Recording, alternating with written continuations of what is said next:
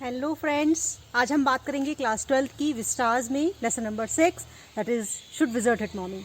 That is written by John Updike, जो कि बहुत ही फेमस राइटर हैं अमेरिका के।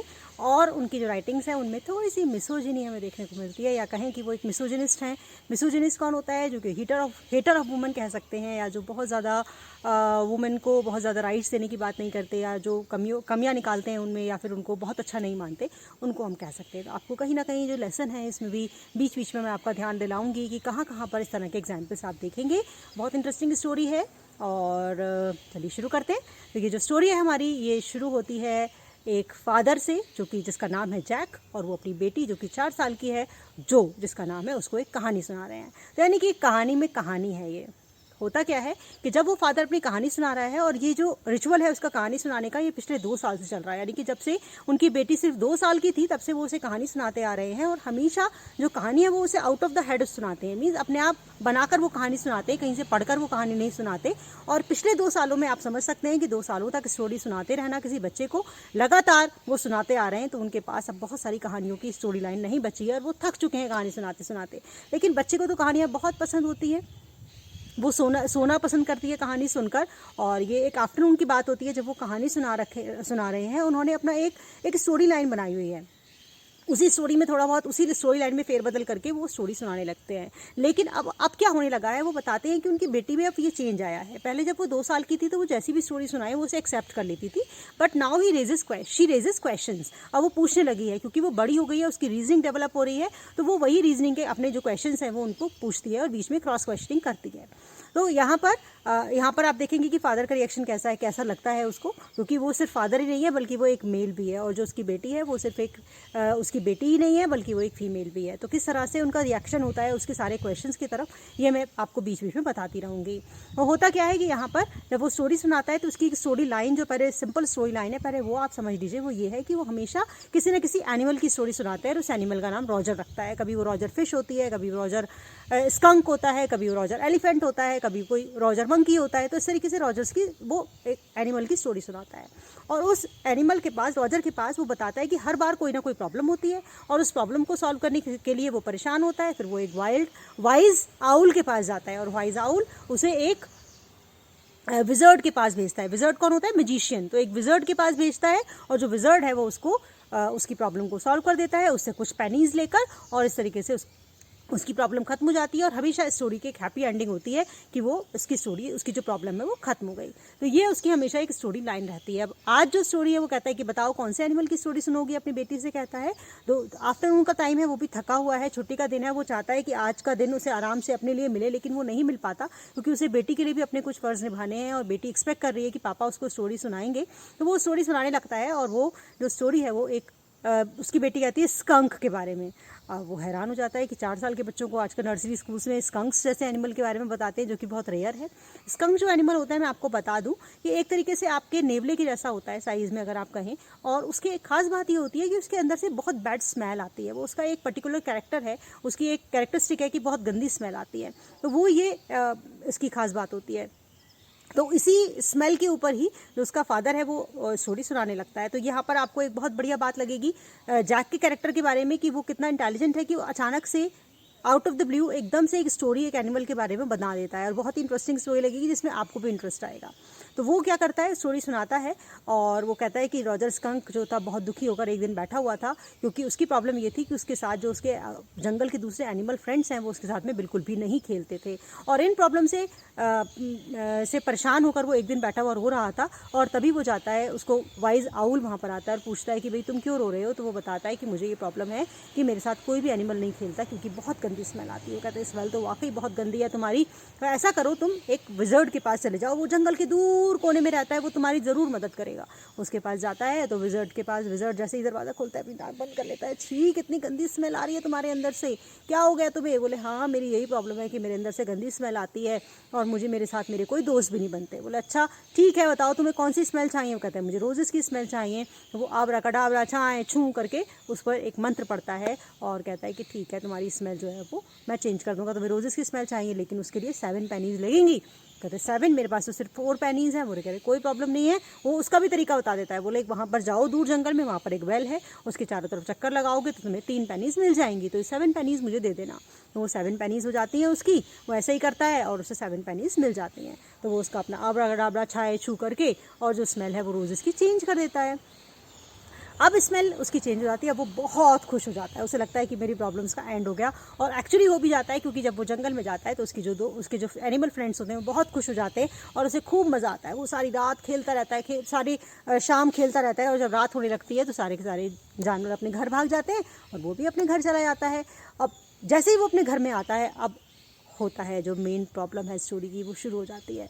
वो होती है कि जो उसकी मदर कहती है छी ये गंदी स्मेल किसकी आ रही है। कहती है नहीं मम्मा ये गंदी स्मेल नहीं है। रॉजर के स्कंक कहता है कि ये तो मेरी रोजेस की स्मेल है। उसकी कहती है नहीं ये गंदी स्मेल है, किसने चेंज किया बताओ। वो कहते हैं कि मेरी जो स्मेल है वो विजर्ड ने चेंज की है। तो वो एक अम्ब्रेला उठाती है और अपना अम्ब्रेला लेकर वहाँ पर चली जाती है, और उसको विजर्ड को बहुत ज़ोर से उसके सिर पर हिट करती है और वो ख़त्म हो जाती है स्टोरी। और वो जो उसकी स्मेल है वो वापस पुरानी स्मेल उसकी आ जाती है, यानी कि वो जो गंदी वाली स्मेल है वो उससे विजर्ड से चेंज करा लेती है। वो घर आ जाते हैं और उसके बाद वो स्टोरी खत्म हो जाती है। अब यहाँ पर जो है वो बहुत ज़्यादा अपसेट हो जाती है, कहती नहीं इस स्टोरी में ऐसा नहीं होना चाहिए। इस स्टोरी में क्या होना चाहिए, इस स्टोरी में ये होना ये चाहिए कि जो इसका एंड है वो ऐसे होगा कि जो विजर्ड है वो क्या करता है, वापस मारता है मम्मी को। वो विजर्ड हिट्स मॉमी और उसकी जो स्मेल है वो रोजेस की ही रहती है। वो कहते हैं नहीं तुम गलत कह रही हो, जो मदर है वो सही कह रही है, जो पेरेंट्स हैं वो ठीक कहते हैं, और ये जो स्टोरी है वो पापा सुना रहे हैं। You are not telling the story, papa is telling the story, this is papa's story. तो पापा की जो एंडिंग की स्टोरी है वो यही है कि जो मदर है वो हिट करती है विजर्ड को और विजर्ड उसकी स्मेल को चेंज कर देता है। लेकिन जो इस बात पर अड़ी रहती है, बहस करती है बार बार, और उसके फादर को बिल्कुल अच्छा नहीं लगता, और वो कहते भी हैं कि मुझे बिल्कुल पसंद नहीं है कि जो लेडीज़ हैं वो किसी भी बात पर क्वेश्चन करें, मुझे बिल्कुल अच्छा नहीं लगता। और वो ये भी कहता है कि मुझे लगता है कि जब ये कुछ जो इसकी बेटी है मेरी बिल्कुल अपनी मदर की तरह से ग्रो कर रही है और बिल्कुल वैसे ही बड़ी होती जा रही है, मुझे बिल्कुल उसको देखकर अच्छा नहीं लग रहा। तो ये सारी बातें उसको बीच बीच में कहता जाता है। जब आप स्टोरी पढ़ेंगे तो आपको पता लगेगा कि कहाँ कहाँ पर इस तरह के रेफरेंसेस आपको मिसोजिनी के मिलेंगे, क्योंकि वो जो एक फादर है, फादरली लव जो है वो अपनी बेटी के लिए मुझे कम देखने को मिला स्टोरी में, और लेकिन एक जो मेल का जो पर्सपेक्टिव होता है एक लेडी के लिए वो मुझे ज़्यादा देखने को मिला, जो उसमें हमेशा कुछ मेल्स की आदत होती है जो हमेशा कमियां निकालते रहते हैं, तो वो मुझे उसमें ज़्यादा देखने को मिला। लेकिन जो स्टोरी है वो यहीं पर एंड हो जाती है। और जो फादर है जब वो जैक बहुत डांट के उसको सुला देता है, उसका एक भाई भी है जो कि पहले ही सो चुका है, तो उससे कहती है कि वो देखो तुम्हारा भाई भी 2 साल का है, वो सो चुका है, तुम भी सो जाओ। और वो नीचे जाता है, उसकी जो वाइफ है वो प्रेग्नेंट है और वो नीचे जाके कुछ काम कर रही होती है, तो वो कुछ अपने ट्रंक्स वगैरह पेंट कर रही होती है, तो वो उसके मन में होता है कि मुझे उसकी भी मदद करनी है, उसकी भी हेल्प करने के लिए नीचे जाता है। और उसकी जो वाइफ है वो नीचे कर रही होती है, तो उसकी वाइफ भी उस पर क्वेश्चन करती है कि तुम्हारी स्टोरी कुछ ज़्यादा ही लंबी थी। तो ये वाली बात भी उसे बिल्कुल अच्छी नहीं लगती, और वो कहता है कि मैं अपने आप को एक ऐसे बहुत ही ज़्यादा अनकंफर्टेबल दोनों के बीच में फंसा हुआ पा रहा हूँ। मुझे लगता है कि मैं भी इन दोनों के बीच में कहीं ना कहीं फंस गया हूँ, 2 चीज़ों के बीच में, क्योंकि उसे लगता है कि वो एक अपनी तरफ से पूरी कोशिश कर रहा है अपनी जो फ़र्ज़ को निभाने की, अपनी वाइफ के साथ बीच में, अपनी जॉब और अपनी बेटी को टाइम देना, उन सब के बीच में, लेकिन फिर भी मुझ पर ये क्वेश्चन किया जा रहा है और वो उसको सेटिस्फाई नहीं कर पाता अपनी वाइफ को, अब उसके आंसर्स नहीं हो पाता, उसको पूरी तरह से हेल्प नहीं कर पाता। उधर उसको ऐसा लगता है कि उसकी जो उसे कहीं ऐसा भी लगता है कि जो स्टोरी होती है कहीं ना कहीं उसी के पास्ट के बारे में होती है, उसकी भी लाइफ में शायद कुछ इस तरह की प्रॉब्लम्स रही होंगी जो हमें स्टोरी में दिखाई देती हैं। और वो लास्ट में अपनी वाइफ के लिए कहता है कि मुझे कहीं से भी इसके पास की मदद करने की कोशिश मन नहीं कर रहा, हालांकि मुझे करनी चाहिए, लेकिन वो उसका मन नहीं कर रहा बिल्कुल भी जाने का, और ना उसको कुछ टच करने का मन करता है मेरा, ना उसके साथ रहने का मन करता है, ना उससे बात करने का मन करता है। जबकि जो वाइफ है वो प्रेग्नेंट है और वो अपना पूरा काम कर रही है और वो फर्नीचर को पेंट करने का काम कर रही है, हस्बैंड को हेल्प करनी चाहिए लेकिन वो उसकी नहीं करता। तो यहाँ पर थोड़ा सा मिसोजिनी का कहीं कहीं एग्जाम्पल हमें देखने को मिलता है। अब आ जाते हैं इसके क्वेश्चंस पर, जो इसके मेन क्वेश्चंस हैं, जो कि हमें तो अल्टीमेटली क्वेश्चंस पर ही आना है एग्जाम में, तो क्वेश्चंस ही लिखने हैं। तो जो मेन क्वेश्चंस हैं वो सबसे ज़्यादा इंपॉर्टेंट, इसके जो लॉन्ग क्वेश्चंस हैं वो यही हैं कि what was the ending that जो वांटेड, और क्यों चाहती थी वो, वाई जो वांटेड अ डिफरेंट एंडिंग, और अगर वो जो एंडिंग डिफरेंट थी तो क्या वो एक्चुअली और दूसरी बात यह है कि क्या एंडिंग थी। पहली बात ये तो छोटा सा क्वेश्चन है, और अगला जो मेन इंपॉर्टेंट क्वेश्चन है जो कि लॉन्ग क्वेश्चन बनता है वो ये कि आप किस एंडिंग के साथ जाना पसंद करेंगे। यहाँ पर आपका पॉइंट ऑफ व्यू पूछा गया है। मैंने कहा था ना कि आपको भी सोचना होगा स्टोरी में, वो आपका पॉइंट ऑफ व्यू जाने की कोशिश करते हैं जो आपके एग्जामिनर्स हैं, कि आपका क्या पॉइंट ऑफ व्यू है, आप किस एंडिंग के साथ जाना चाहेंगे। आप जो की एंडिंग के साथ जाना चाहेंगे जहाँ पर कि उसके सारे जो फ्रेंड्स हैं वो उसके साथ मिल जाते हैं और उसकी जो मदर है उसको जब चेंज कराने जाती है स्मेल तो उसको विजर्ड मारता है और वो वापस उसकी स्मेल रोजेस की कर देता है और वो हमेशा के लिए हैप्पी एंडिंग हो जाती है स्टोरी की, उसके फ्रेंड्स बन जाते हैं। आप किसके साथ हैं? या फिर आप जो फादर है जैक उसकी स्टोरी के साथ है, उसकी एंडिंग के साथ है, क्योंकि जैक कहता है पेरेंट्स हमेशा सही होते हैं और पेरेंट्स ने जो डिसीजन लिया है वो ठीक है। और यहाँ पर एक पॉइंट ऑफ मैं ये भी बता दूं कि जैक ये भी कहता है, मतलब हमें स्टोरी को अगर हम जस्टिफाई करेंगे इस आंसर को तो हमें बताना पड़ेगा कि जो रॉजर स्कंक है वो एक ऐसा एनिमल है जिसकी बैड स्मेल होती है और उसका एक रीज़न है, वो इसलिए है कि वो उसका एक डिफेंस मैकेनिज्म है, उसकी बॉडी का नेचुरल डिफेंस मैकेनिज्म है, जिससे कि कोई भी उसको बड़े एनिमल, छोटा साइज़ का क्योंकि वो एनिमल होता है, जिससे कि बड़े एनिमल उसके ऊपर कोई हमला ना कर दें। लेकिन यहाँ पर जो बच्चा है, जो है और जो स्कंक है, वो दोनों ही छोटे हैं और वो दोनों ये चाहते हैं कि उनकी जो प्रॉब्लम्स है, छोटी प्रॉब्लम है और छोटा सॉल्यूशन उसका होना चाहिए। प्रॉब्लम है बैड स्मेल का सॉल्यूशन ये है कि बैड स्मेल खत्म हो जाए। लेकिन जो पेरेंट्स हैं वो हमेशा दूर की सोचते हैं, हमारे जो उनके पर्सपेक्टिव होते हैं वो बहुत ब्रॉड होते हैं और वो ये चाहते हैं कि बच्चे का जो फ्यूचर है वो हमेशा सुरक्षित रहे, उसमें कोई वो ज़रा सा भी खतरा मोल लेना नहीं चाहते। तो इसलिए जो ये आपका फादर का पर्सपेक्टिव है। तो आपको बताना पड़ेगा कि कौन सा पर्सपेक्टिव आपको पसंद है और क्यों। दूसरा एक बहुत इंपॉर्टेंट क्वेश्चन है और वो ये कि कौन कौन से मॉरल इश्यूज़ हैं जो ये स्टोरी रेज करती है। कौन कौन से मॉरल इश्यूज़ हैं? मॉरल इशू एक में सबसे इंपॉर्टेंट जो मॉरल इशू है वो तो यही है कि do the parents always have the right to decide the future of the children?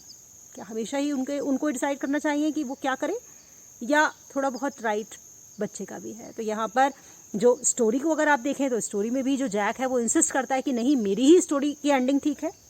और जो अगर हम लाइफ में देखें तब भी यही होता है कि हमेशा ज़्यादातर पेरेंट्स ही हमसे कहते हैं कि जो उन्होंने कहा वही हमें करना है। दूसरी बात, जो स्टोरी थी रॉजर स्कंक की उसमें भी देखा जो मदर का डिसीजन था वही माना गया, वही एंड किया।